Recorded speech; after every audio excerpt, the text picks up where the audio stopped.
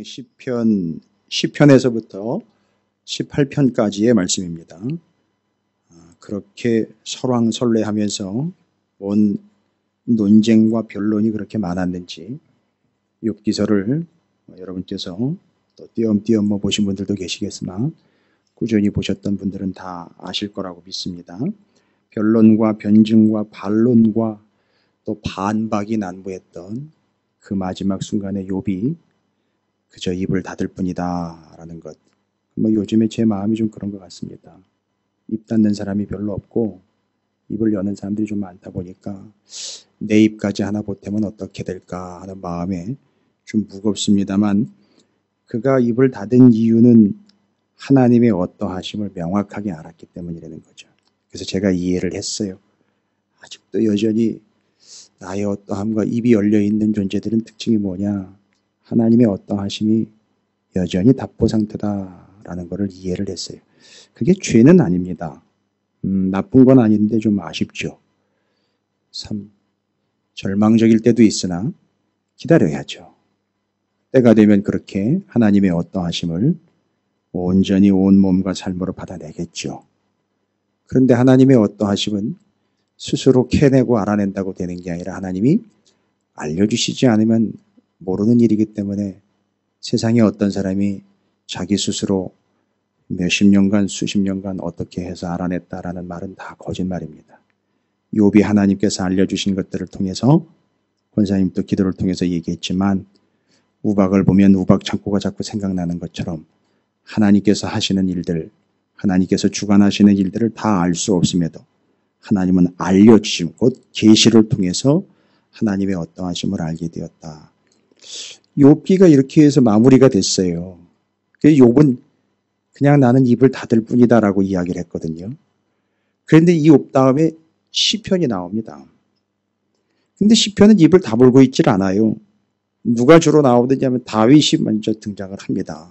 수많은 시편을 기록한 다윗, 그 사람은 또 입을 안 닫고 있어요. 계속 입을 또 엽니다. 보시다시피 왜 입을 여느냐 하면 그러한 하나님이 어떤 하나님인 걸 알기에 하나님을 찬양하는 데 입을 열고 있는 거예요.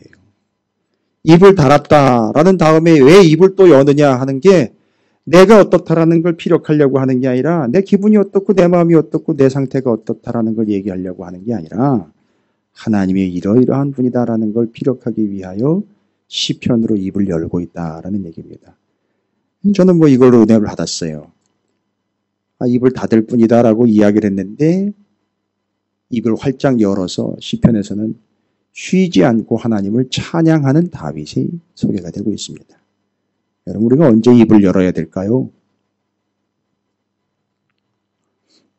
여러분이 하시고 싶은 얘기가 많은 걸로 알고 있지만 하나님을 찬양할 때 입을 여는 겁니다.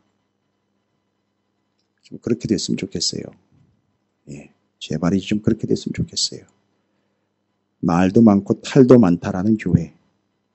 이제는 우리가 그 입을 닫고 욥처럼 다윗처럼 입을 열었을 때에는 그것이 찬양이 되어 누군가에게는 저것이 하나님이로구나, 저게 하나님이 하신 일이구나라는 걸 알게끔.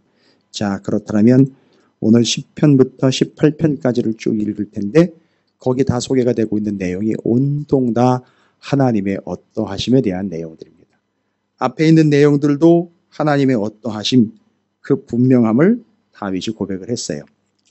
그래서 시편 3편 같은 경우는 압살롬 아들한테 도망갈 때, 피해갈 때 피신하면서 지은 시편이기 때문에 그건 앞서서 이미 살펴봤고요. 그래서 다윗이 하나님의 어떠하심을 하나님 앞에서 동굴에서건 광야에서건 도망다니던 상황에서건 하나님의 어떠하심을 피력해내는 그 실질적인 내용들을 시편으로 고백을 하고 있습니다. 자, 이제 여러분께서는 시편을 읽어가시면서 실제로 하나님의 어떠하심에 대한 다윗의 적용점들을 이제 다 보실 겁니다. 그럼 하나님은 어떤 분이구나라는 걸 같이 정리를 하시면 됩니다. 이럴 때에는 이제 우리가 실질적으로 훈련해야 되는 바는 뭐냐면 욥처럼 입을 닫고 하나님을 눈으로 배웠다라고 이야기할 때, 하나님을 눈으로 뵙다라는 말의 의미는 이제는 제가 설명을 드렸습니다만, 우박이 떨어지는 게 옛날에는 그냥 우박이 떨어지는 거나 이거 피해 가야 되겠구나, 이거 피해가 있겠구나 이랬는데 우박이 떨어지니까 욥기를 읽고 난 사람은 자꾸 우박 창고를 생각을 하더라는 거예요. 이 땅에는 우박 창고가 없어요. 근데 욥기서에는 하나님이 욥한테 뭐라고 물어봤느냐 하면 네가 우박 창고가 어디 있는지 아느냐. 그러니까 무슨 얘기냐면 하나님은 우박을 우박 창고에다가 담아놨다가 쏟으신다는 얘기인 거거든요. 그게 애들 장난 같은 소리고 동화 같은 얘기입니까? 그렇죠. 말을 많이 하는 사람들은 논증과 변증거리로서 우박을 설명을 해야 되는데 우박 창고라고 얘기를 하니까 말이 안 되는 거죠. 그러니까 자꾸 따지는 거죠. 그런데 하나님은 우박 창고에서 우박이 내린다라고 이야기를 합니다. 그래서 그걸 듣고 그것을 깨달은 사람들은 우박이 내릴 때 우박 창고.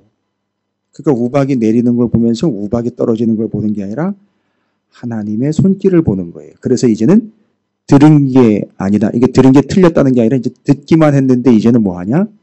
본다는 거예요, 하나님을. 그러면 이제 이게 하나님을 보기 때문에 어떤 현상이 나타나는지 아시겠죠? 내 입을 닫고 하나님을 찬양하는 입이 열린다는 겁니다.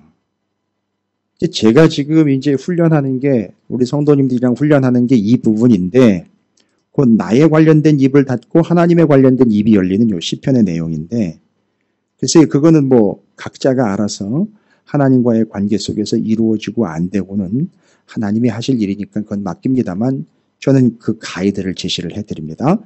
욥 이제 자신의 입, 자신을 향한 입을 닫고 하나님을 눈으로 배웠고 알게 되었다라는 사실을 시편 기자인 다윗이 받으면서 하나님의 어떠하심을 입으로 열어서 피력해냅니다.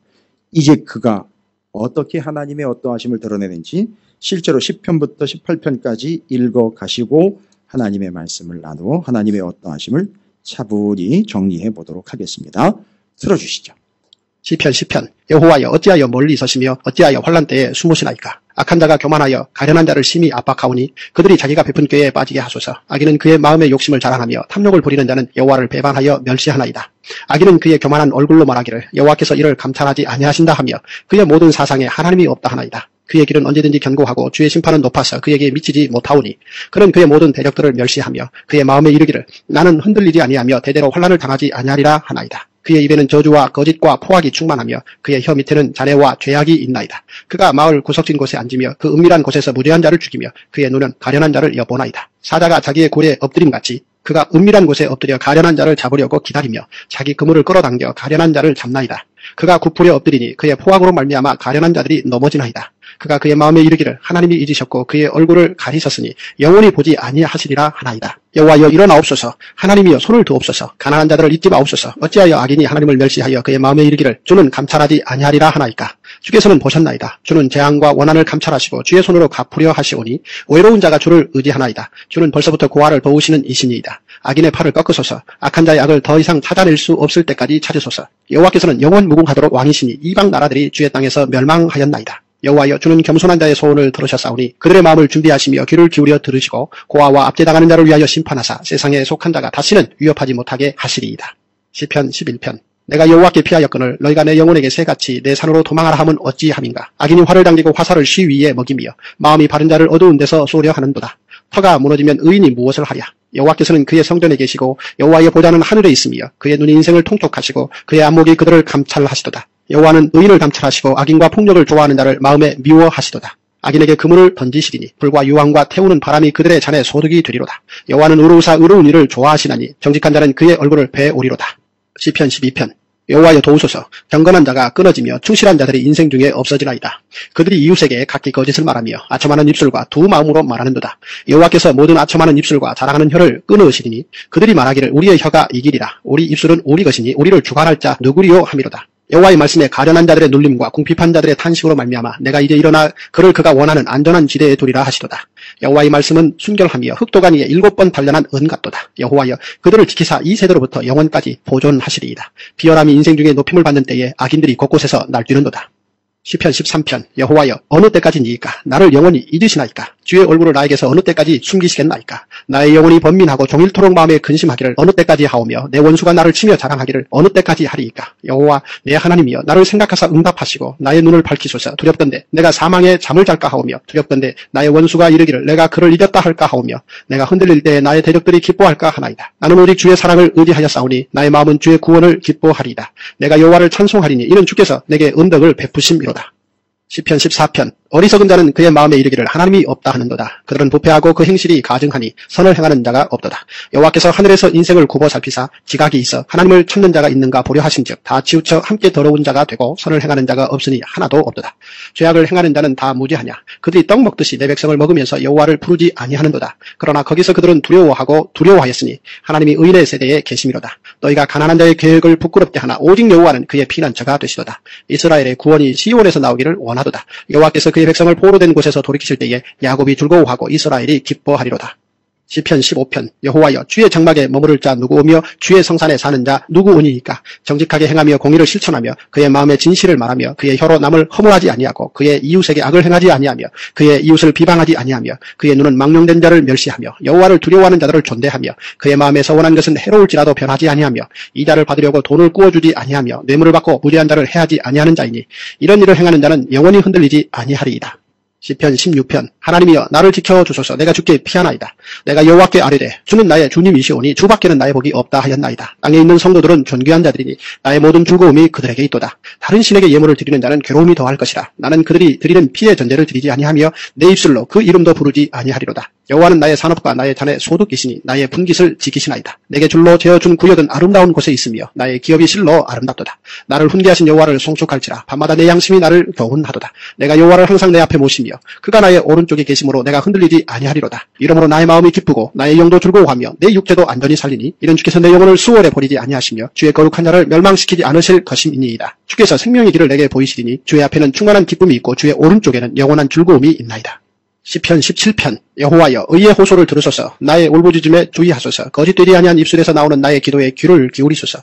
주께서 나를 판단하시며 주의 눈으로 공평함을 살피소서. 주께서 내 마음을 시험하시고 밤에 내게 오시어서 나를 감찰하셨으나 흠을 찾지 못하셨사오니 내가 결심하고 입으로 범죄하지 아니하리이다. 사람의 행사로 논하면 나는 주의 입술의 말씀을 따라 스스로 삼가서 포악한 자의 길을 가지 아니하였사오며 나의 걸음이 주의 길을 굳게 지키고 실족하지 아니하였나이다. 하나님이여 내게 응답하시겠으므로 내가 불렀사오니 내게 귀를 기울여 내 말을 들으소서. 주께 피하는 자들을 그 일어나 치는 자들에게서 오른손으로 구원하시는 주여 주의 기이한 사랑을 나타내소서. 나를 눈동자같이 지키시고 주의 날개 그늘 아래에 감추사 내 앞에서 나를 압제하는 악인들과 나의 목숨을 노리는 원수들에게서 벗어나게 하소서. 그들의 마음은 기름에 잠겼으며 그들의 입은 교만하게 말하나이다. 이제 우리가 걸어가는 것을 그들이 에워싸서 노려보고 땅에 넘어뜨리려 하나이다. 그는 그 움킨 것을 찢으려 하는 사자 같으며 은밀한 곳에 엎드린 젊은 사자 같으니이다. 여호와여 일어나 그를 대항하여 넘어뜨리시고 주의 칼로 악인에게서 나의 영혼을 구원하소서. 여호와여 이 세상에 살아있는 동안 그들의 분깃을 받은 사람들에게서 주의 손으로 나를 구하소서. 그들은 주의 제물로 배를 채우고 자녀로 만족하고 그들의 남은 산업을 그들의 어린 아이들에게 물려주는 자니이다. 나는 의로운 중에 주의 얼굴을 배우리니 깰 때에 주의 형상으로 만족하리이다. 시편 18편. 나의 힘이신 여호와여 내가 주를 사랑하나이다. 여호와는 나의 반석이시요 나의 요새시요 나를 건지시는 이시요 나의 하나님이시요 내가 그 안에 피할 나의 바위시요 나의 방패시요 나의 구원의 뿌리시요 나의 산성이시로다. 내가 찬송받으실 여호와께 아뢰리니 내 원수들에게서 구원을 얻으리로다. 사망의 줄이 나를 얽고 불의의 창수가 나를 두렵게 하였으며 수월의 줄이 나를 두르고 사망의 올무가 내게 이르렀도다. 내가 환난 중에서 여호와께 아뢰며 나의 하나님께 부르짖었더니 그가 그의 성전에서 내 소리를 들으시며 그의 앞에서 나의 부르짖음이 그의 귀에 들렸도다. 이에 땅이 진동하고 산들의 토도 요동하였으니 그의 진노로 말미암음이로다. 그의 코에서 연기가 오르고 입에서 불이 나와 사르며 그 불에 숯이 피었도다. 그가 또 하늘을 들이우시고 강림하시니 그의 발 아래는 어두캄캄하도다. 구름을 타고 다니시며 바람 날개를 타고 높이 솟아오르셨도다. 그가 흑암을 그의 숨는 곳으로 삼으사 장막같이 자기를 두르게 하시며 곧 물의 흑암과 공중의 빽빽한 구름으로 그리하시도다. 그 앞에 광채로 말미암아 빽빽한 구름이 지나며 우박과 숯불이 내리도다. 여호와께서 하늘에서 우레소리를 내시고 지존하신 이가 음성을 내시며 우박과 숯불을 내리시도다. 그의 화살을 날려 그들을 흩으시며 많은 번개로 그들을 깨뜨리셨도다. 이럴 때에 여호와의 꾸지람과 콧김으로 말미암아 물밑이 드러나고 세상의 터가 나타났도다. 그가 높은 곳에서 손을 펴사 나를 붙잡아 주시며 많은 물에서 나를 건져내셨도다. 나를 강한 원수와 미워하는 자에게서 건지셨으며 그들은 나보다 힘이 세기 때문이로다. 그들이 나의 재앙의 날에 내게 이르렀으나 여호와께서 나의 의지가 되셨도다. 나를 넓은 곳으로 인도하시고 나를 기뻐하심으로 나를 구원하셨도다. 여호와께서 내 의를 따라 상 주시며 내 손의 깨끗함을 따라 내게 갚으셨으니 이는 내가 여호와의 도를 지키고 악하게 내 하나님을 떠나지 아니하였으며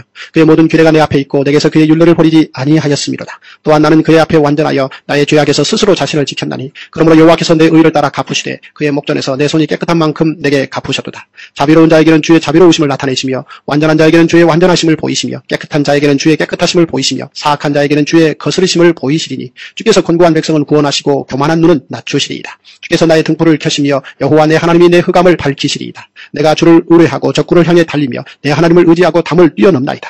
하나님의 도는 완전하고 여호와의 말씀은 순수하니 그는 자기에게 피하는 모든 자의 방패시로다. 여호와 외에 누가 하나님이며 우리 하나님 외에 누가 반석이냐. 이 하나님이 힘으로 내게 띠띠우시며 내 길을 완전하게 하시며 나의 발을 암사슴 발 같게 하시며 나를 나의 높은 곳에 세우시며 내 손을 가르쳐 싸우게 하시니 내 팔이 놋활을 당기도다. 또 주께서 주의 구원하는 방패를 내게 주시며 주의 오른손이 나를 붙들고 주의 온유함이 나를 크게 하셨나이다. 내 걸음을 넓게 하셨고 나를 실족하지 않게 하셨나이다. 내가 내 원수를 뒤쫓아 가리니 그들이 망하기 전에는 돌아서지 아니하리이다. 내가 그들을 쳐서 능히 일어나지 못하게 하리니 그들이 내 발 아래에 엎드려지리이다. 주께서 나를 전쟁하게 하려고 능력으로 내게 띠띠우사 일어나 나를 치는 자들이 내게 굴복하게 하셨나이다. 또 주께서 내 원수들에게 등을 내게로 향하게 하시고 나를 미워하는 자들을 내가 끊어버리게 하셨나이다. 그들이 부르짖으나 구원할 자가 없었고 여호와께 부르짖어도 그들에게 대답하지 아니하셨나이다. 내가 그들을 바람 앞에 티끌같이 부서뜨리고 거리에 진흙같이 쏟아버렸나이다. 주께서 나를 백성의 다툼에서 건지시고 여러 민족의 으뜸으로 삼으셨으니 내가 알지 못하는 백성이 나를 섬기리이다. 그들이 내 소문을 들은 즉시로 내게 청종하며 이방인들이 내게 복종하리로다. 이방 자손들이 쇠잔하여 그 견고한 곳에서 떨며 나오리로다. 여호와는 살아계시니 나의 반석을 찬송하며 내 구원의 하나님을 높일지로다. 이 하나님이 나를 위하여 보복해 주시고 민족들이 내게 복종하게 해 주시도다. 주께서 나를 내 원수들에게서 구조하시니 주께서 나를 대적하는 자들의 위에 나를 높이 드시고 나를 포악한 자에게서 건지시나이다. 여호와여 이러므로 내가 이방 나라들 중에서 주께 감사하며 주의 이름을 찬송하리이다. 여호와께서 그 왕에게 큰 구원을 주시며 기름 부음 받은 자에게 인자를 베푸시며 영원토록 다윗과 그 후손에게로다. 아멘. 할렐루야. 주님의 은혜가 여러분 삶 가운데 가득하시기를 주의 이름으로 축원을 드립니다.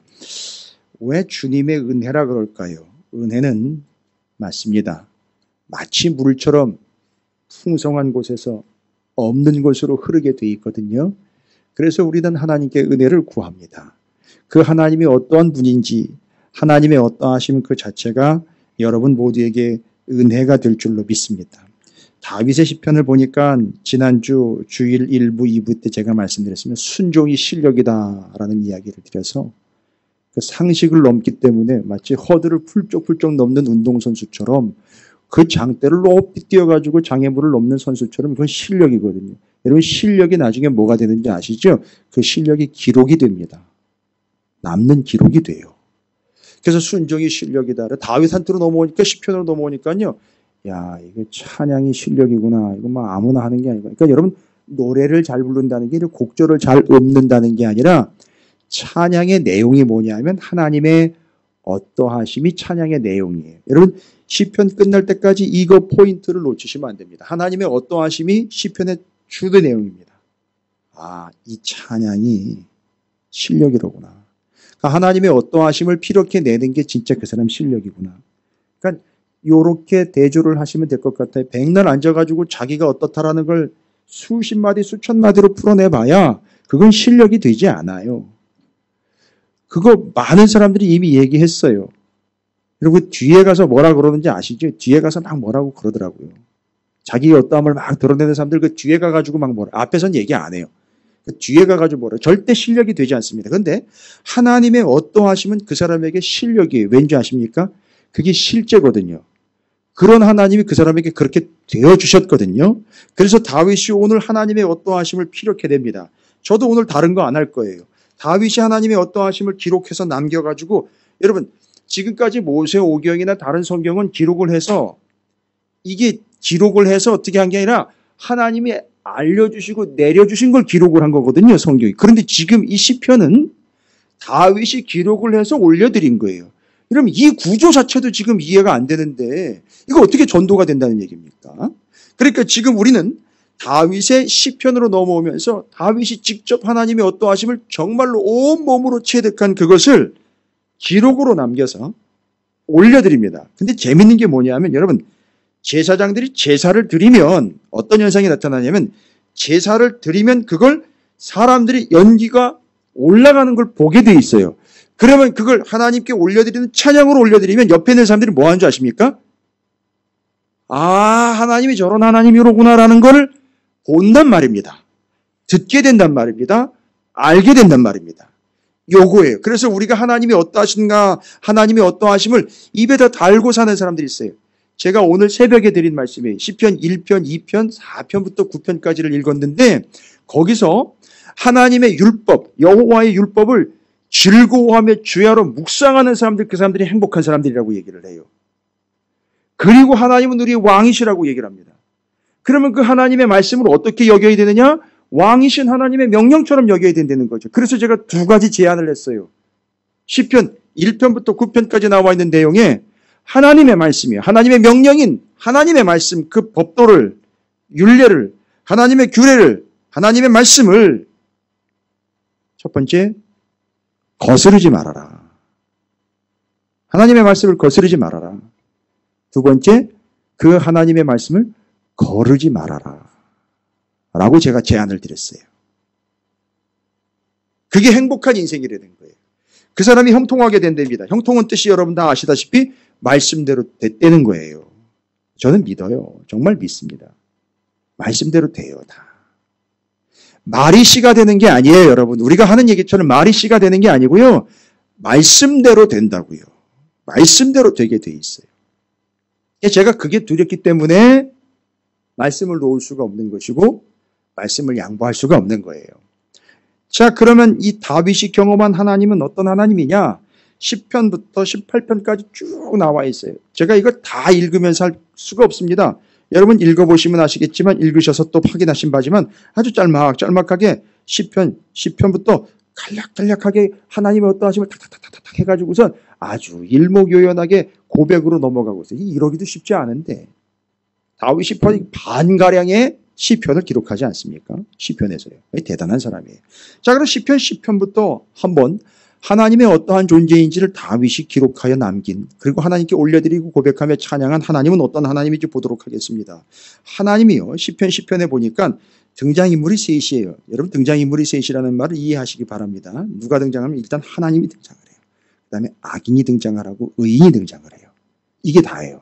그런데 다윗이요, 물론 본인은 의인 편에 있고 의인의 입장에서 이야기를 좀 하겠죠. 왜냐하면 악인들이 자기를 괴롭히고 힘드니까, 고통스러우니까 하나님과 악인과 의인들 사이에 거하게 되는 자기의 입장이에요. 자기가 그렇게 겪어봤잖아요. 악한 사람들 사이에서 고통을 당해보고 아닌 말과 거짓말에 의해서 모함도 당해보고 뒤에서 무슨 얘기들 하던 것들 그것도 당해보고 그걸 죽이려고 모의했던 것들도 경험을 해봤고 심지어 아들내미한테 반역도 당해보고, 그렇죠. 뭐 아들내미한테 반역 당해봤는데 뭐 다른 게 뭐 얼마나 세겠어요. 그죠? 어떤 걸 겪어봐도 이 다윗에게는요 만만하다가 아니라 더 이상 상처가 되지 않아요. 그 아들내미한테 그렇게 배신을 당했는데 그 목사 입장에서는 가장 가까운 데 있는 사람한테 당한 거 아닙니까? 그렇죠? 저기 목사 사이에서 유명한 얘기가 있어요. 목사님들 사이에서 가방 들어주는 사람 제일 조심하라고 그래요. 예, 가방 들어주는 사람 제일 조심하라고 그래요. 알고 봤더니 가방에 뭐가 들었는지를 아나 봐요, 그 사람이. 그런데 가방에 다른 것 걸고 넘어질 게 없으니까 다른 거 가지고 걸고 넘어지면서 가방으로 걸고 넘어진다고 얘기를 해요. 그건 우스갯소리인데 우스갯소리가 아니라 사실이더라고요. 그래서 가방 들어주는 사람 제일 조심하라고 얘기를 하더라고요. 그래서 제가 지금 저한테 친한 척 하려고 하는 분들을 제가 좀 경계를 해요. 이해하십시오. 아니 그렇다고 여러분이 저한테 이렇게 반갑게 맞아주시고 저 이해해 주시고 이러는 것까지도 제가 경계하는 건 아니고 뭔 얘기인지 아시겠죠? 예. 그런데 그 악인들 사이에 다윗이 끼어 있어요. 그 아들내미한테도 반역을 당해보고 고초를 당해봤어요. 이유가 뭘까요? 하나님은요 이 구조를 허락을 하셨다고 그래요. 의인이 악인들 사이에서 거하는 이 상황을 허락을 하셨대요. 여러분 이유가 뭘까요? 시편 4절 17절에 나와 있어요. 여러분 시편 10편 4절 한번 볼까요? 악인은 그의 교만한 얼굴로 말하기를 여호와께서 이를 감찰하지 아니하신다 하며 그의 모든 사상에 하나님이 없다 하나이다. 와우. 여러분, 악인이 나쁜 사람이 악인이 아니라 어떤 사람이에요? 하나님이 없는 것처럼 행동하는 사람들, 하나님이 없는 것처럼 말하는 사람들, 진짜 악한 사람들이에요. 그러니까 여러분, 목사 중에도 악한 사람이 있다는 얘기죠. 그렇죠. 직분자 중에도 악한 사람이 있다는 거예요. 왜요? 뭐가 악한 거니까? 하나님이 없는 것처럼 행동하고 말하는 게 그게 악한 거예요. 정말로. 아니, 하나님이 살아계신데 어떻게 그런 얘기를 합니까? 하나님이 살아계신데 어떻게 그런 행동을 해요? 하나님 살아계시고 버젓이 눈을 뜨고 바라보고 계시는데 어떻게 그런 짓을 할 수가 있어요? 아니죠. 그게 악한 거예요. 그러니까 하나님 보시기에 어떤 거예요? 싫은 거예요. 싫은 거예요. 그럼 왜 이런 구조로 허락하셨습니까? 악한 자들 사이에서 왜, 그들 사이에서 왜 의인들을 끼워 두셔가지고요. 요겁니다. 오늘 4절을 우리가 읽었습니다. 그 사람들은 하나님이 없다 하고요. 17절입니다. 여호와여 주는 겸손한 자의 소원을 들으셨사오니 그들의 마음을 준비하시며 귀를 기울여 들으셨다라고 얘기를 했어요. 자, 여러분, 이제 다윗이 본인이 겪어본 바 왜 내 주변에 이렇게 심지어 내 아들 녀석까지도 이렇게 나를 악하게 대하여 나를 넘어뜨리려고 하는 이 패역한 자들이 내 주변에 이렇게 넘쳐나는 걸까라고 봤더니만 답은 이겁니다. 다윗을 하나님이 악한 사람들 사이에서 다윗이 뭐하지 않도록 교만하지 않아요? 17절에 나와 있는 것처럼 어떻게 하도록요? 겸손하게 하도록 하기 위하여 그 악한 자들을 허락했다는 거예요. 이게 이제 목사가 잘 받아들여야 되죠. 아니, 성도님들도 잘 받아들이셔야 돼요. 여러분 주변에 여러분을 악하게 대하고 정말 힘들게 하는 사람들이 있지요. 괴롭히는 사람들도 있었어요. 그리고 또 우리가 교회가 이렇게 이전되면서 여러 가지 일들을 겪으면서 이런 것들 다 경험해 봤어요. 그렇죠. 여러분, 왜 우리 교회가 그런 걸 겪어야 되고 이 목사가 왜 그런 걸 겪어야 되고 신실한 성도 여러분들이 왜 그런 일을 겪어야 됩니까? 왜 그런 사람들에게 그런 대접을 받아야 되고 왜 그런 사람들에게 그런 오해를 받아야 됩니까? 하나예요. 하나님은 의인을 그 속에다가 넣어서 교만하지 않게 하여 겸손한 자로. 겸손한 자의 특징이 뭔지 아십니까? 겸손한 자의 소리를 하나님이 귀를 기울여 들으신다는 게 그 특징이에요. 그래서 여러분, 그 속에다가 여러분들을 장아찌 박아놓듯 어떻게 해요? 박아놨다가 여러분들을 어떻게 해요? 겸손하게 하는 거예요. 여러분, 김정욱 권사님 벌써 웃으시네. 장아찌 만드는 과정을 다 아시니까. 제가 옛날에 고추장 항아리에다가 박아놓은 무장아찌 있죠? 그걸 너무너무 맛있었어요. 저희 할머님이 그걸 잘하셨었어요. 그래서 시골 가면 그 할머니께서 그 고추장에다가 박아놨던 그 무를 빼가지고 길쭉한 걸요. 그걸 이렇게 채를 딱 쓸어가지고선 참기름 깨보생이 넣어가지고 파 송송송송 당파 쓸어가지고선 깨보생이랑 참기름 딱 해가지고 설탕 조금 넣어가지고 그게 얼마나 맛있는지 와 제가 한 3-4대접 물에 말아가지고서 그거 넣어가지고 엄청나게 먹었었어요. 어렸을 적에. 아직도 그 맛을 잊지 못해요. 그래서 제가 시골에서 목회를 할 때 충남 강경에서 젓갈이 유명하잖아요. 근데 거기서 그런 것들을 또 만들어 팔더라고요. 그래서 만들어 파는 걸 사서 먹어봤는데 그 맛이 안 나요. 그게 아닌 거예요. 여러분 아주 극히 공감들을 하시는데 제가 예화를 잘 들은 것 같아요. 그죠? 그런데 하나님은 왜 그 악인들 사이에다가 의인을 그렇게 박아 놓으셨느냐? 그 무가 처음에는 쌩쌩하잖아요. 그죠? 아주 단단했잖아요. 그죠? 그러니까 거기다가 박아놔가지고 부들부들 유들유들 하면서 절대 교만하지 않도록 하여 겸손하게 해서 하나님이 겸손한 자의 소리에 귀를 기울이신다. 여기까지 가는 거예요. 아마 김 목사에게도 그런 과정인 것 같아요. 그죠? 우리에게도 다 그런 과정인 것 같아요. 그렇죠? 그래서 제가 하나님께 감사하고요. 여러분께 감사해요.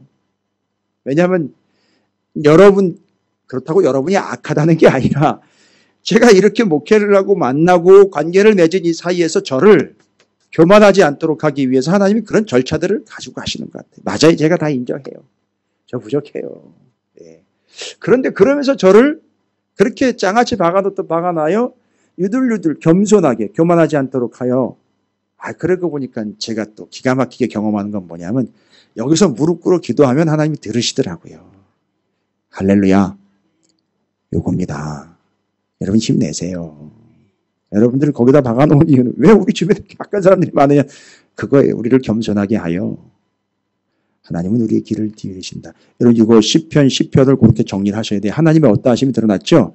우리를 악인들 사이에다가 박아놔 우리를 겸손하게 해 그 겸손한 자의 귀를 겸손한 자에게 귀를 기울여 들어주신다. 요게 정리가 좀 되시면 돼요. 요거 만약에 여러분 예배 가운데에서 가정에서나 기업에서 사랑하는 이들과 부부지간에 아니면 자녀들과 예배할 때 요 시편 10편 가지고선 아주 기가 막히게 이렇게 맛깔지게 정말. 근데 그럼 애들한테는 뭐 장아찌 얘는 뭐 잘 안 들리, 요새는 뭐 햄 같은 거 많이 먹으니까 그럼 비유가 잘 안 되잖아요. 그죠? 그런데 그런 비유로 하나님이 악인들 사이에 의인을 끼워 넣으셔서 겸손하게 해 그 겸손한 자에게 귀를 기울여 주시는 하나님. 다윗이 경험한 거죠? 그럼 어떻습니까? 좀 뿌듯해지십니까? 우리가 우리에게 아무리 해봐야 이런 감정 안 쓸잖아요. 그죠? 아무리 그 사람이 자기가 뭘 했고 그 유명한 얘기 들어봐야 배부르지도 않아요. 그죠? 뿌듯하지도 않아요. 그죠? 가끔 좀 부럽다라는 생각은 들지만, 어떨 때는 좀 속에서 뒤틀릴 때도 있고. 그런데 이게 하나님의 어떠하심을 듣다 보면 정말 맞아요. 물에다가 말아서 장아찌 한 그릇 딱 먹은 것처럼 그렇게 정말 뿌듯합니다. 시편 10편은 바로 이제 그걸 얘기한 거예요. 그럼 11편으로 넘어가 볼까요? 11편에는요, 이제 여전히 악인들 가운데 거하고 있지요. 이 사람이 악인들 가운데 거하고 있습니다. 그래서 그 의미는 요겁니다. 그런데 여러분 4절을 보시겠습니다. 제가 이제 시편 18편까지는 쭉 해서 핵심되고 중심되는 내용으로만 설명을 쭉쭉쭉 드리면서 갈 테니까 잘 요약 좀 해놓으시고요. 나중에 다시 한번 또 말씀을 살펴보시기 바라겠습니다. 부탁드립니다. 11편 4절에 보니까 여호와께서는 그의 성전에 계시고 여호와의 보좌는 하늘에 있으며 이게 지금 성전은 어디 있죠? 성전. 지금 다윗이니까 성전 예루살렘의 땅에 있죠. 그리고 또 뭐는요? 보좌는 하늘에 있어요. 그러니까 지금 하나님이 아침 저녁으로 하늘에서 땅까지 이렇게 계속 뭐 하시는 거죠? 출퇴근하시는 거예요. 있죠? 자, 그러면 그 내용입니다. 4절이에요. 보좌는 하늘에 있으며 그의 눈이 짧으시. 그 다음에 여러분 중요한 거 이거 표시 두 단어 해놓으셔야 돼요. 하나님이요. 하나님의 어떠하심을 이야기할 때 시편 11절. 시편 11편이에요. 그래서 11편이에요. 하나 해가지고 11편. 쌍심지 11편이에요. 두 개. 하나님이 우리를 뭐 하신다? 통촉하시고 감찰하신다는 거예요. 그런데 이게 되게 중요한 단어예요.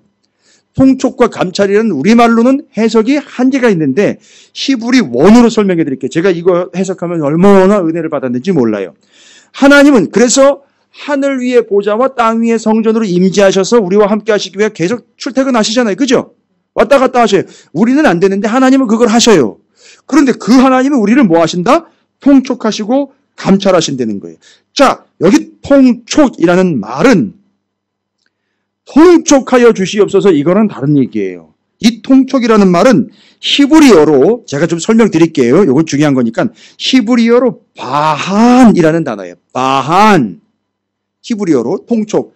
바한이라는 단어인데 이게 단련하다, 시험하다라는 뜻이 있어요.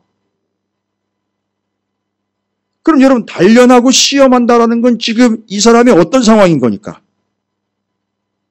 이 사람은 의인인데 지금?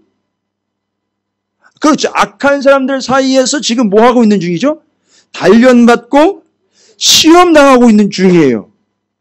그런데 10편 10편에 보니까 그렇게 하신 이유가 그 사람이 겸손하도록 하기 위하여 그리고 겸손한 사람에게 귀를 기울이시니까 이게 계속 반복이 되거든요. 그런데 이 통촉 바한이라는 말은 또 다른 뜻이 있어요. 검증하며 증명한다라는 뜻이 있어요. 검증하며 증명한다. 그러면 이건 또 상황은 어떤 상황인데요? 여러분 대답 좀 해주십시오. 지금 상황은 어떤 상황이라고요? 의인이? 그렇죠. 악인들 사이에서 겸손하게 되었죠. 그리고 하나님 입장에서는 이 사람을 그 10편에 의하면 귀 기울여 들으시는 거고 바한이라는 두 번째 뜻 검증한다, 증명한다. 이거 이해하시려면 아브라함에게 뭐 하라고 얘기하셨죠? 아들, 그렇죠. 그건 이제 떠나라는 건 초창기였고 정말 중요한 것 모리아산에 가서 네 아들을 내게 바쳐라. 뭐 하고 싶으셨던 거지요, 하나님은? 그렇죠. 뭘 검증하고 싶은 거죠? 진짜 나를 사랑하는지 검증하고, 요런 내용이고. 그러면은 의인을 악인들 사이에서 박아 놓으셨다가 뭘 검증한다는 거죠? 악인을 검증하는 게 아니에요. 자, 이렇게 이야기하셔야 돼요. 여러분, 이거 포인트가 상당히 중요한 겁니다. 저런 나쁜 인간 이렇게 하시면 안 돼요. 그 나쁜 인간들 사이에서 우리가 의인으로서 고초를 당하고 있지만 하나님은 뭘 검증하고 싶은 거죠? 악인이 악하다는 걸 검증하고 싶은 게 아니라 이 사람이 진짜 의인으로 나를 사랑하는 자라고 하는 걸 뭐 하고 싶은 거죠? 검증하시고 싶은 거예요. 됐습니까? 요게 통촉인 거예요. 여러분 이거 이해하셔야 돼요. 이거 받아주셔야 돼요. 지금 우리 찾으시는 교회는 뭐 하는 중? 그래서 하나님이 통촉하시는 중. 그래서 검증하시는 중. 할렐루야. 이거 받으시고 힘내시기 바랍니다. 지금 하나님 우리를 통촉하시고 계십니다. 바한. 그 다음에 한 단어는 또 뭐죠? 감찰이에요. 여러분 이거 감찰하면 또 이건 기분이 좀 별로 썩 내키지 않잖아요. 감찰이라니까. 괜히 암행어사 생각나고 막 이런 거죠. 그런데 여러분이 감찰이라는 말은 히브리어로 힘내라는 단어예요. 힘내. 힘내가 아니라 힘내. 힘내. 여러분 이게 뭔지 아세요? 힘내? 여러분에게 이해하시기 쉽게 아예 잃어버리지 않도록 여기 감찰이라는 말은 감시와 통찰이 아니라 눈을 동그랗게 뜨고 쳐다봄 이런 뜻이에요. 그러니까 뭐 책망할 걸 찾으려고 눈을 동그랗게 뜨고 이렇게 뭐 야단칠 거 없나 이렇게 보시는 게 아니고요. 눈을 못 떼고 계시는 거예요. 여러분 그게 감찰이에요. 그래서 우리에게서 눈을 떼지 않으시네요. 와우.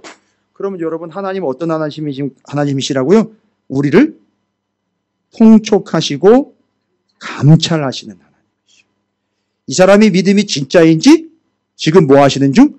검증하시는 중이고 그런 하나님이 그런 사람을 어떻게 하고 계세요? 지금 절대 눈을 안 떼고 계세요. 그러니까 눈을 안 떼고 계신다고. 여러분 지금 안경을 썼다 벗었다 하도 콘택트 렌즈도 뺐다 넣었다 하고 보청기도 넣었다 뺐다 할 수 있어요. 이 팔다리가 불편한 분들은 이게 의족이나 의수 같은 것도 넣었다 뺐다 할 수 있지만 하나님의 눈은 그 사람에게서 절대 떨어지지 않습니다. 이걸 감찰이라고 그런다고요. 통촉과 감찰. 그래서 이게 하나님의 쌍심지라고 얘기를 해요. 제가 붙인 거예요. 하나님의 쌍심지. 여러분 놀랍지 않습니까? 그런 하나님인 것을 다윗이 경험을 했어요. 여러분 10편 나를 겸손하게 해서 내게 귀를 기울이시고 11편 통촉하시고 감찰하시는 분. 그래서 11편 1절에 여러분 어디로 도망한다고요?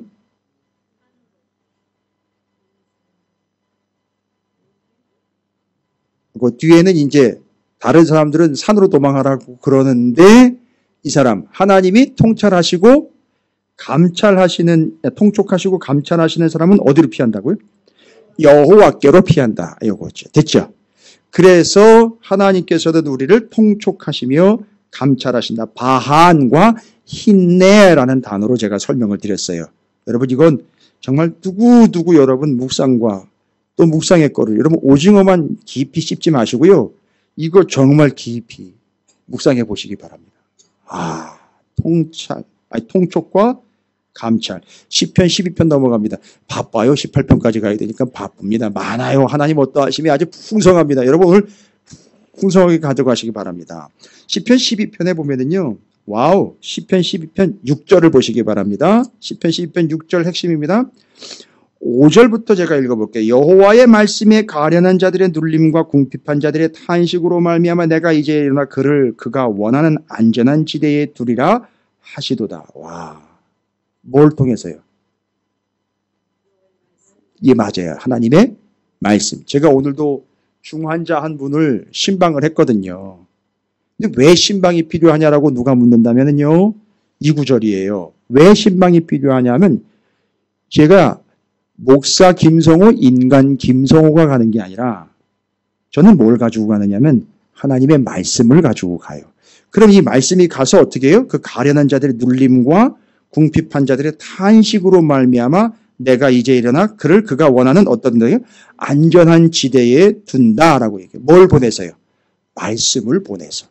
그래서 목사가 그 신방할 때 그 특별히 중환자, 지난주에는 제 첫 이모님이 돌아가셔가지고 거기를 한 두 번 또 신방을 갔었어요. 그때도 말씀 가지고 갑니다. 이때도 말씀 가지고 가요. 그게 무슨 의미냐? 바로 그걸 통해서 하나님이 안전지대로 옮겨 놓으시는 역사. 그걸 경험하도록 하는 거예요. 그래서 하나님은 말씀을 보내는 거예요. 그러니까 목사를 보낼 때는 말씀을 보내시는 거예요. 또 목사도 그렇게 제대로 해야죠. 신방도. 자, 그런데 6절이에요. 지금 말씀에 대한 이야기가 포인트로 들어왔다는 거 아시겠죠? 하나님의 말씀. 6절에 함께 읽겠습니다. 시작. 여호와의 말씀은 순결하며 흑도가니에 7번 단련한 은 같도다. 여러분, 흑도가니에 은을 7번 단련하면 은이 어떤 상태가 될까요? 정말 순전한 은, 순은이 되는 거예요. 아주 불순물 하나 없이 아주 순결한 은.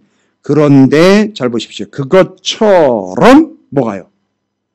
하나님의 말씀이 그렇게 순결하대요. 그러면 하나님의 말씀을 붙잡는 사람들은 어떻게 된다는 거죠? 그렇습니다. 하나님의 말씀을 붙잡는 사람들은 그렇게 순결한 존재가 된다는 거예요. 할렐루야. 그러니까 여러분에게 그렇게 제가 말씀드리는 거예요. 말씀을 꽉 붙잡으시라는 얘기가 여러분을 온전케 하고 순결하게 하고 욥은 이미 고백했죠. 나를 정금과 같이 단련하신다. 그래서 정금이 되어 나온다고 그랬잖아요. 그렇죠? 그것처럼 순은과 같이 아주 반짝반짝 빛나는 하나님의 말씀 순결함. 그래서 순결한 하나님의 말씀을 붙잡은 우리 영혼이 어떻게 된다? 순결하고 온전하게 된다라는 사실이에요. 됐죠? 하나님의 말씀은 어떻다? 순결 그 자체다. 그걸 말씀을 붙잡는 그들이 순결하게 된다라는 얘기입니다. 할렐루야. 10, 11, 12 맞췄습니다. 자, 13편은요. 13편은 여기 또 중요한 단어가 하나가 나옵니다. 13편 6절이 핵심인데요. 내가 여호와를 찬송하는데 이유가 뭐라 그래요? 이는 주께서 내게 은덕을 베푸셨대요. 여러분 이게 은덕은 단순히 은혜를 얘기하는 게 아니에요. 여러분 히브리어로 이 은덕이라는 말은 후대해 주셨다. 아주 후하게 대접해 주셨다는 얘기거든요. 의미상으로 말하면 히브리어로 가말이라고 해요. 가말. 은덕이라는 말은 히브리어로 가말입니다. 그런데요. 이 말은 첫 번째는 주다, 행하다, 보여주다 이런 뜻이 있어요. 하나님 우리한테 퍼주는 거예요. 행해 주시고요. 보여주시는 겁니다. 심지어는. 그런데 여러분 이 가말이라는 말에 더 중요한 뜻이 하나 더 있어요. 여러분 은덕 베푸셨다 그랬죠. 하나님이. 이 가말이라는 은덕이라는 말의 두 번째 뜻은 젖을 떼다 이런 뜻이 있어요. 젖을 떼다. 이유시키다. 여러분 이유라는 게 이유식 아시죠? 젖을 떼고 먹는 음식이 이유식이잖아요. 그렇죠? 이게 뭐예요? 그러면 하나님이 우리를 굶기신다가 아니라 어떻게 된다는 거예요? 이제 젖 떼고 이유식 먹고 밥 먹고 뭐 하게 되는 거지? 순서대로. 그렇습니다. 맞습니다. 가말이라는 말은 하나님 우리를 뭐 하게 한다? 자라게 하신다는 거예요. 아니 제가 예전에는 시편을 이렇게 많이 또 연구를 했지만 맞습니다. 성장하게 만든다는 거예요. 신앙생활을 하면서 성장하게 된다는 거죠. 하나님을 믿는 자들이 성숙, 성장하게 된다는 거예요. 옛날과 같지 않아요. 아직까지도 젖을 먹고 있는 상태가 아니라 이유식을 먹고 밥을 먹는 상태에 되는 것처럼 어른이 되어 성장하는 것처럼 하나님은 우리를 성장시키신다는 거예요. 다윗 많이 성장했잖아요. 그죠? 솔로몬 많이 성숙했잖아요. 가면서. 와우, 하나님은 어떤 하나님이시다? 우리를 자라게 하시는 하나님. 가말이라는 말을 통해서요. 11, 12, 13편까지 왔어요. 와, 하나님 어떤 하나님이신지 하나씩 막 차분히 정리가 되시죠? 아직도 더 남아있잖아요. 시편 14편은요. 시편 14편 5절을 한번 보겠습니다. 그러나 거기서 그들은 두려워하였으니 하나님이 의인의 세대에 계심이로다. 지금 악인과 의인이 계속 공존하고 있는 상태 아시겠죠? 그런데 하나님은 악인들 사이에 계시지 않고 어디 있대요? 의인들 세대에 계신다라고. 그 속에 계신다는 거예요. 그래서 이 얘기는 그 의인들, 지금까지 의인이라고 이야기하면 10편부터 13편까지 이야기한 바로 그 사람들 있잖아요. 하나님이 뭐 하시는? 감찰하시고 통촉하시고 은덕을 베푸시고 악인들 사이에 머물게 해주셨고 그 하나님이 바로 그 사람들, 의인들 사이에 함께 하신다는 얘기예요. 요거 이제 또 한번 매듭을 짓고 가시는 거예요. 그래서 내가 너희와 그 속에 함께, 그래서 아예 의인들의 세대에 계신다라고 얘기를 해요. 그 시대에 그들 가운데, 여러분 요 세대라는 말은 그 사람이라는 말도 있지만 그 시기라는 말도 있어요. 그때. 그러니까 그때 그 자리에 그들과 함께 하신다라는 얘기예요. 바로 우리와 지금 여기 함께 하신다는 얘기입니다. 그 속에 거주하신다는 얘기예요. 할렐루야. 하나님은 이런 하나님이십니다. 그런데 전제 조건이잖아요. 누구요? 의인. 그리고 의인은 어떻게 의인이 되는 거죠? 우리가 어떻게 해서 의롭게 되는 게 아니라 하나님이 의롭게 해 주셔요. 그러면 지금 이제 우리는 이미 눈치챘어요. 어떻게 해야 의로운 자라는 게 증명이 되냐면 나의 어떠함을 드러내는 사람들은 절대 의인이 될 수 없어요. 그건 의인이 아니라는 결론이 나왔고 하나님의 어떠하심을 계속해서 피력해낼 수밖에 없는 그 사람이 바로 뭐라는 증거죠? 의인이라는 증거예요. 됐죠? 근데 하나님은 바로 그 의인들 한가운데 그들이 머무는 그때 그 장소 그들과 함께 가신다 하신다 요거예요. 따라서 여러분 사이에 함께 하시는 분 요게 정답입니다. 이게 14편이 얘기하고 있는 거예요. 계속해서 가야 돼요. 바쁩니다. 시편 15편은요. 시편 15편입니다. 자, 시편 15편은 여호와여 주의 장막에 머무를 자 누구며 주의 성산에 사는 자 누구오니까 라고 나와 있습니다. 여러분 여기는 주기한 단어가 뭐냐면 장막이라는 단어예요. 여호와여 주의 장막입니다. 주의 장막. 여러분 주의 장막은 뭡니까? 주의 장막은 주님의 거주지예요. 그런데 주의 장막은 주님이 거주하시는 곳이기도 하지만 이 장막이라는 말의 원래 뜻은 성막이라는 말이에요. 그럼 거기 하나님이 지성소에 하나님이 임재하시고 사람들은 거길로 지성소는 들어갈 수 없으나 어디요? 성소 들어갈 수 있고 그 다음에 제사를 드리기 위하여 그 마당, 번제단이 있는 마당으로 와서 하나님 앞에 뭘 가지고 제물을 가지고 나올 수 있잖아요. 그런데 잘 보십시오. 이 하나님의 장막, 성막인데 거기 거주하는 자 누구 오며라고 얘기를 하고 있어요. 그러니까 이 이야기는 뭐냐 하면 하나님만 거기 계시는 게 아니라 그 하나님의 장막인 성막으로 계속해서 뭐하는 사람이에요. 그렇죠. 계속 찾아오는 사람들. 아예 거기를 자기의 뭘로 삼아요? 그렇죠. 자기의 주택이나 여기 말하는 것처럼 거주지로 삼는 사람들. 요거 얘기하는 겁니다. 그 사람들, 바로 어떤 사람들입니까? 하나님은 우리에게 뭐가 되어주시느냐 하면 장막이 되어주신다는 얘기잖아요. 요 얘기는 결국. 그래서 다 뭐 하라는 거죠? 내게로 와라는 얘기예요. 하나님은 우리에게 뭐가 되어주신다? 장막, 오헬, 성막, 쉽게 얘기하면요. 주택과 뭐예요? 거주지가 되신다는 얘기예요. 그래서 여기 장막이라는 말은 하나님이 우리에게 장막 되신다는 말은 하나님이 나에게 주택 되시고 거주지가 되신다라는 얘기예요. 그래서 이 이야기는 뭘까요? 하나님을 떠나지 않음으로라는 게 우리에게 입장이고요. 하나님은 우리가 늘 거할 수 있는 장소, 처소, 곳, 그곳이 된다는 얘기예요. 그래서 하나님은 나의 집, 하나님은 나의 거주지가 되는 거예요. 장막이 되는 거예요. 할렐루야. 그러니까 여러분이 머물고 계시는 거기 있잖아요. 거기가 주님 안이 되는 이유가 그거예요. 그러니까 하나님이 여러분에게 거주지가 되는 거예요. 쉽게 얘기하면 하나님을 떠나지 않음이에요.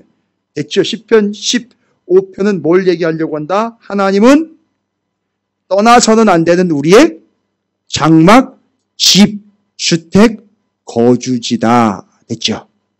예, 이게 하나님의 어떠하심입니다. 그 다음에 시편 16편은요, 예, 요거 다 중요해요. 시편 16편. 이제 좀 뒤쪽 부분으로 가면서 이제 하려고 하는 얘기를 해요. 본질을 얘기합니다. 시편 16편 뭐예요? 2절을 보겠습니다. 내가 여호와께 아뢰되 주는 나의 주님이시오니 주 밖에는 나의 복이 없다 하였나이다. 상당히 중요한 구절이에요. 이건 뭐예요? 뭘 얘기하는 겁니까? 하나님의 어떠하심이? 하나님이 나의 복이래요. 근데 여러분, 많은 사람들이 역사를 오래 지나오면서 교회와 믿음을 가졌다 하는 이들이 무슨 실수와 문제를 범했느냐 하면 하나님이 오늘 시편 16편에서는 하나님이 나의 복이래요. 하나님이 나의 복이고 여기 뒤에 가면요. 기업, 분깃, 산업이래요.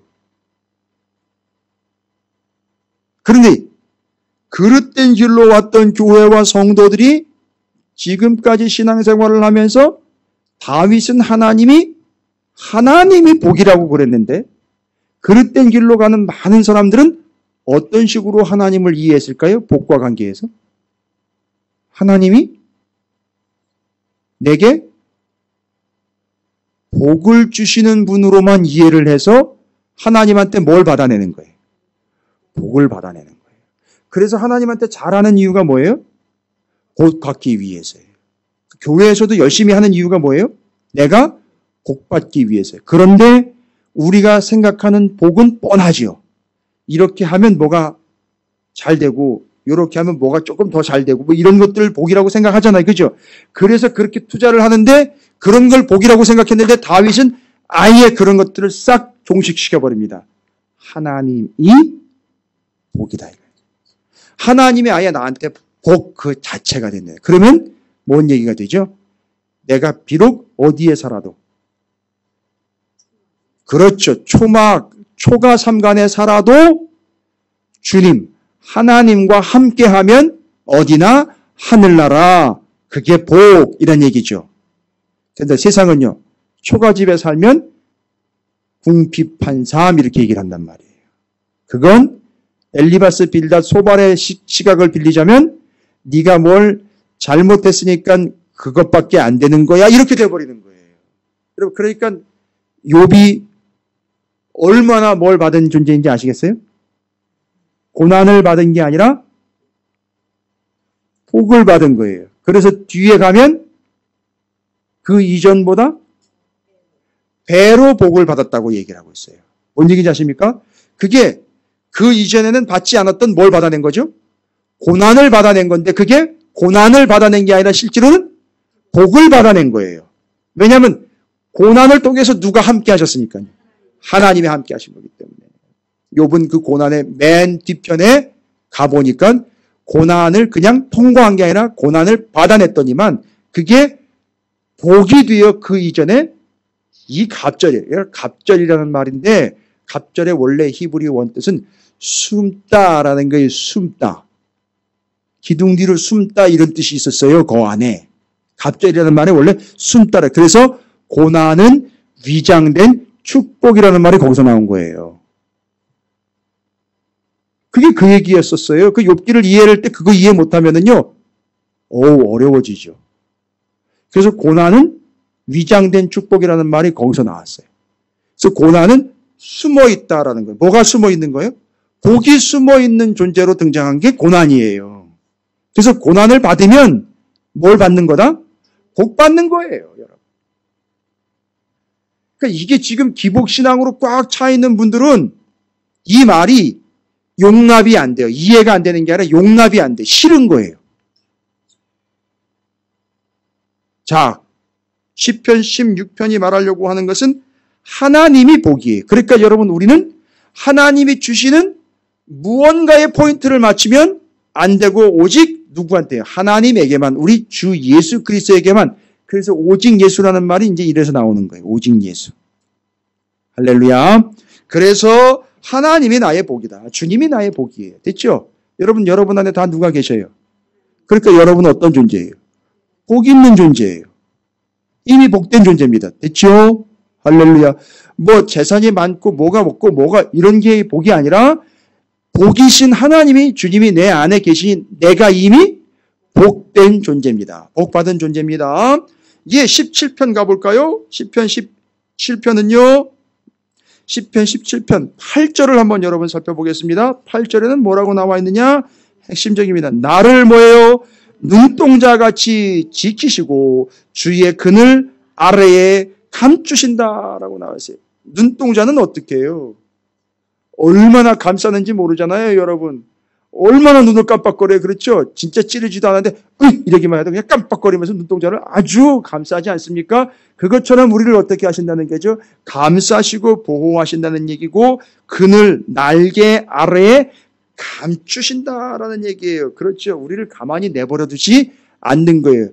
쥐면 터질까 싶지만 쥐면 터질까 하여 쥐고 계시고 그 날개 아래로 품어가지고 날개 아래에 그 암탉이 달걀을 품는 것처럼 품어가지고 그 안에 병아리가 찍찍찍찍찍찍 삐약삐약삐약 되면서 그 안에서 보호를 받는 것처럼 우리가 그렇게 보호를 받고 있는 하나님은 우리에게 눈동자같이 지켜주시는 분, 날개 그늘 아래에 감추시는 하나님이라고 다윗이 설명을 하고 있습니다. 좋으세요? 이런 하나님이 여러분께서 믿는 하나님이십니다.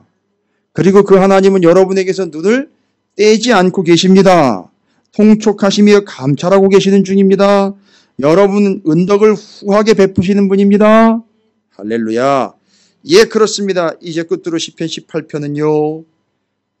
이게 갑자기 끝나려고 그러니까 양이 많아졌어요. 그죠? 50절인데 뭐 양이 많아야 앞에 있는 내용들 다 정리하여 요약하려고 하는 것은 딱 하나입니다. 그래서 그 하나님은 시편 18편 46절 한번 볼까요? 여호와는 뭐예요? 살아계시니 나의 반석을, 이상하다. 왜 주님 하나님을 반석이라 그랬을까요? 이거 출애굽하고 난 다음에 광야에서 반석에서 물 났고 신약에 넘어오니까 그 반석을 예수 그리스도라고 그랬단 말입니다. 그러니까 여호와는 살아계시니 나의 반석을 모하여 찬송하며 내 구원의 하나님을 높일지로다. 그러니까 지금 여러분 쭉 하나님 어떠하신 하나님인지 다 봤잖아요. 그죠? 그러니까 지금 우리가 할 건 뭐라는 거예요? 찬송하고 뭐 하는 거죠? 하나님을 높이는 거예요. 그러니까 나의 어떠함을 이야기하는 사람들은 누굴 높여요? 나를 높이는데 하나님의 어떠하심을 명확하게 깨닫고 정리 끝낸 이 사람 다윗은 뭐 한다? 하나님을 높이고 있다라는 거죠. 찬송하며 하나님을 높인다. 그러면 하나님은 어떤 하나님입니까? 살아계신 하나님으로 우리의 찬송과 우리의 높임을 받으시기에 합당하신 하나님. 됐죠? 그러니까 앞으로 시편의 내용이 뻔할 뻔짜라는 거죠. 뭐예요? 하나님을 찬송하고 하나님을 높이는 내용이다라는 거죠. 그래서 시편 전체는 하나님의 어떠하심을 드러내고 있는 풍성한 본문들이다라는 겁니다. 여러분 잘 정리하셨습니까? 하나님, 그런 하나님이 여러분이 믿고 계시는 여러분의 하나님, 나의 하나님, 우리의 하나님이십니다. 기운 나세요? 힘나십니까? 그렇게 힘내시고 기운 내시기 바랍니다. 김 목사는 여러분에게 힘을 드릴 수는 없으나 말씀을 전할 수 있습니다. 그리하여 하나님의 어떠하심이 여러분에게 힘과 은혜가 되시기를 다시 한번, 혹시라도 기운이 좀 처져 계셨다거나 힘들고 외로우셨다거나 고민되셨다거나 혼란스러웠다면 다 걷어내십시오. 뭐함으로요? 하나님의 어떠하심에 집중하심으로 그 모든 것들을 하나님의 어떠하심 안에서 해결함 받고 하나님을 높이시고 찬양하시는 여러분 모두가 되시기를 주님의 이름으로 축원을 드립니다.